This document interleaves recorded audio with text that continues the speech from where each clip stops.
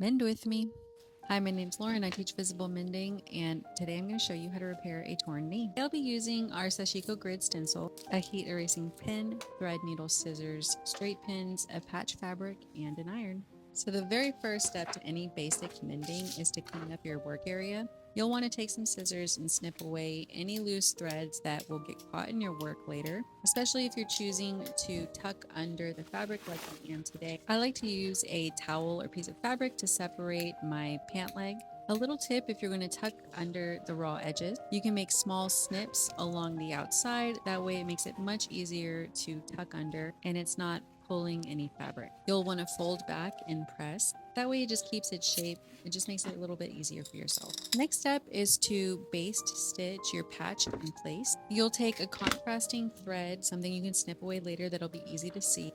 Lay your patch right sides facing down, and if you'd like to, you can pin your patch in place so it doesn't move around on you.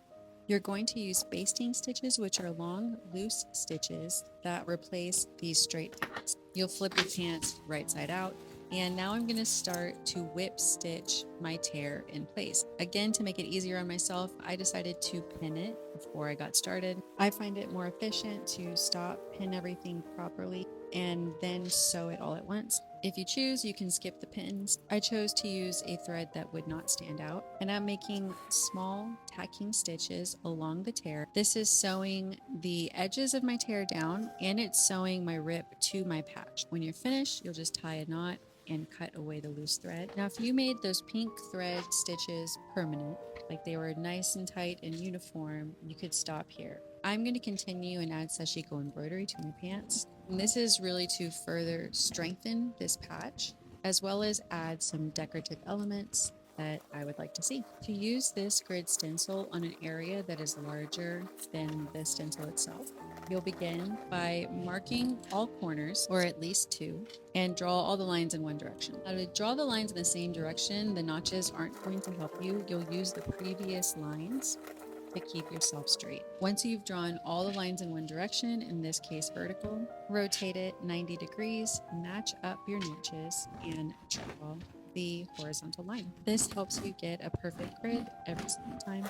I chose not to draw through the tear itself because I wasn't going to embroider over the fabric of my patch. And again, I'm using the previous 2 or 3 lines to make sure my grid is lined up correctly, and I just finished my area.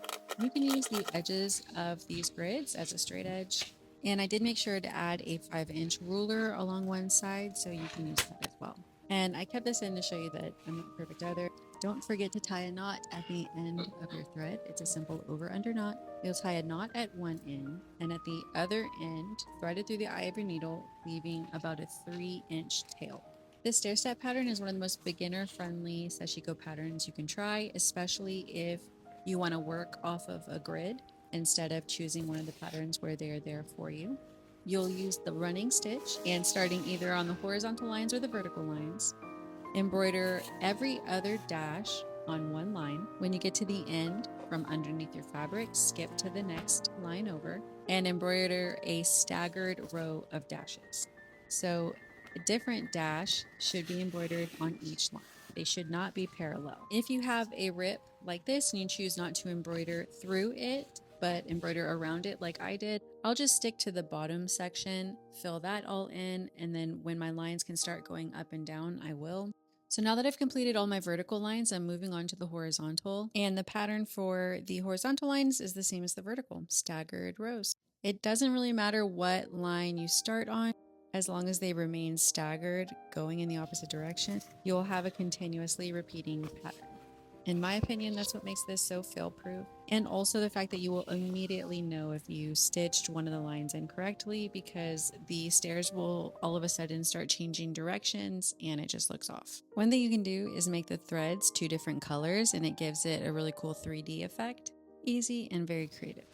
When you're finished, you'll turn your work inside out and just tie off any loose threads that you have. You'll tie a knot and cut them away.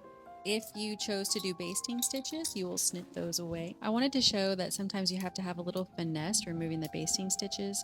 If you've embroidered over them quite a bit, you don't want to just rip and tear them out, because that will mess up your embroidery that you would like to stay on. pants. At this point, you will also cut away any fabric that wasn't caught in the embroidery. When you're finished, if you've used a heat erasing tool, you will iron away all of your lines. If you live in a very cold climate, heat erasing pens may not be for you. You can use washable markers, fabric markers, or chalk. We have taken the time to test a lot of different kind of fabric markers, and they all do work with the stencil.